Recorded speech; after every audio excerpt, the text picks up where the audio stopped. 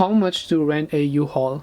Hi everybody, welcome back to our channel. In today's video we are going to discuss how much does it cost to rent a U-Haul, so make sure to watch the video till the end. Now U-Haul is a truck rental service. If you need a truck or a vehicle for some reason for moving your objects or from your stuff from one place to another, in that case you can just rent a truck.